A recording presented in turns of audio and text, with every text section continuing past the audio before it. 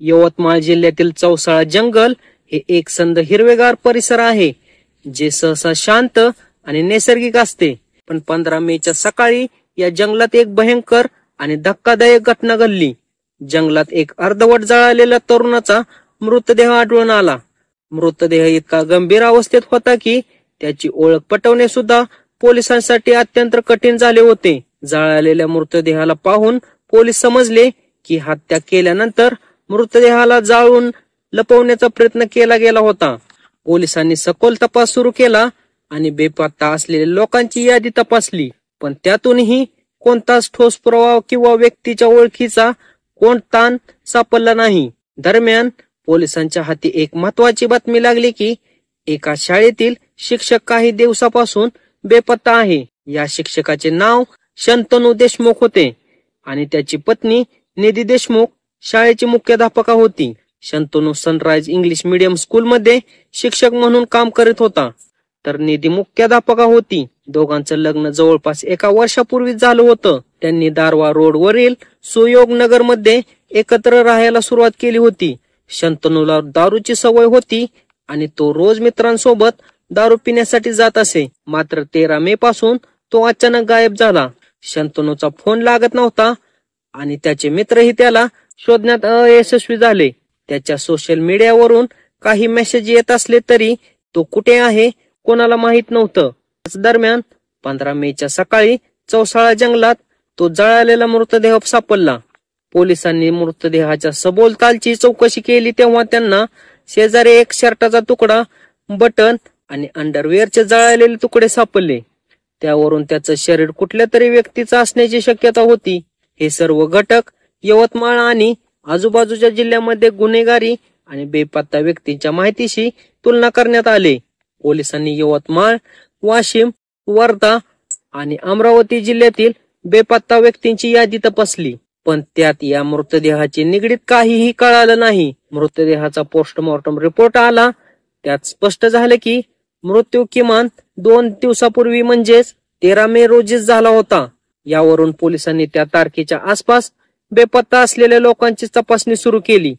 याच काळात त्यांना समजले की शंतनू देशमुख हा देखील 13 मे पासून गायब आहे. तनूच्या मित्रांनी सांगितले की तो 13 मे पासून कुठेच दिसला नाही. त्याचा फोन लागत नाही, तरीही त्याचे सोशल मीडिया अकाउंट्स वरून तो मित्राशी संपर्कात असल्याचा संदेश आला आहे. ही गोष्ट पोलिसांसाठी मोठा धक्कादायक आणि उलटसुलट ठरली.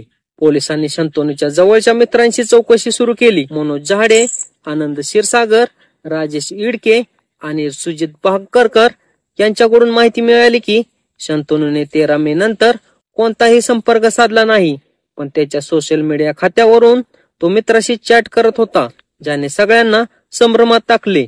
या संशयी परिस्थितीत पोलिसांनी शंतनूचा फोटो मित्रांकडून मागवला.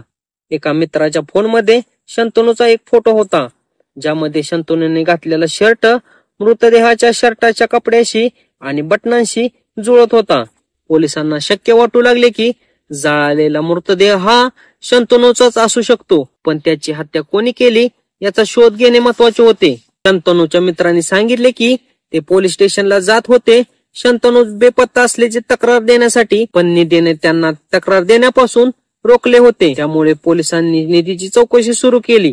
निधीने सुरुवातीला सांगितले की तिला शंतनूच्या मृत्यूची काही कल्पना नाही आणि तो व्हॉट्सअपवरून तिला संपर्क करत होता. तिच्या या उत्तरामुळे पोलिसांमध्ये अजूनही संभ्रम होता, कारण शंतनूचा मृतदेह जंगलात सापडला होता आणि तो काही दिवसापूर्वीच मृत्युमुखी पडला होता. पोलिसांनी निधीच्या घराची तपासणी केली तेव्हा मृतदेहाच्या जवळ सापडलेल्या अंडरवेअरच्या कंपनीचे वस्त्र निधीच्या घरातही सापडले. यामुळे निधीवरचा संशय अधिक वाढला. त्यानंतर निधीची कसून चौकशी केली गेली. अनेक तासांच्या चौकशीनंतर तिने शंतनूच्या हत्येची कबुली दिली. तिने पोलिसांना सांगितलं की लग्नानंतर काही काळ ते दोघं आनंदात होते, पण नंतर शंतनूची दारूची सवय वाढली. तो तिच्यावर वाईट वागू लागला. त्याचबरोबर शंतनू तिच्या फोनमधील काही खासगी फोटो सोशल मीडियावर व्हायरल करण्याची धमकी देऊ लागला. त्या त्रासातून सुटका मिळवण्यासाठी निधीने हत्या करण्याचा निर्णय घेतला. निधीने सगळी योजना आखली होती. तिने विष तयार करण्यासाठी इंटरनेटवर सर्च करून आवश्यक साहित्य गोळा केले. त्यानंतर विषारी पावडर बनवली ती एका शेक मध्ये मिसळली आणि शंतनूला प्यायला दिली. विषामुळे शंतनूचा मृत्यू झाला. मृत्यू झाल्यानंतर निधीने पुढील पाऊल उचलले.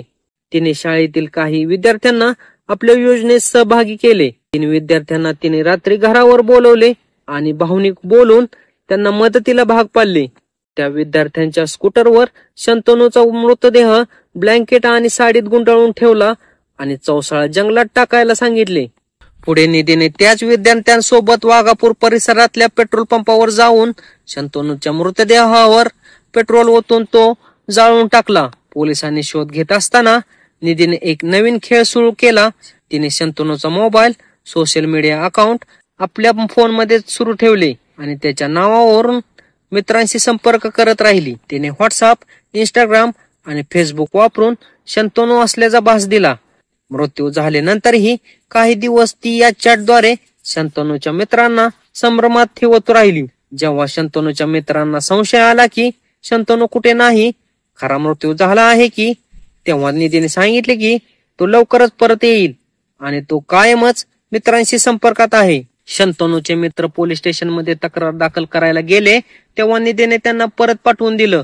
तिचा हेतू होता की पोलिसांचा संशय आपल्याकडे येऊ नये. पण शेवटी शंतनूचा मृतदेह जंगलात सापडल्याने आणि शाळेतील विद्यार्थ्यांची मदत घेतली गेल्याने पोलिसांनी निधीच्या जाळ्यातील सगळे धागे उलगडले. पोलिसांनी 3 अल्पवयीन विद्यार्थ्यांना ताब्यात घेतले. या विद्यार्थ्यांच्या पालकांनाही मोठा धक्का बसला.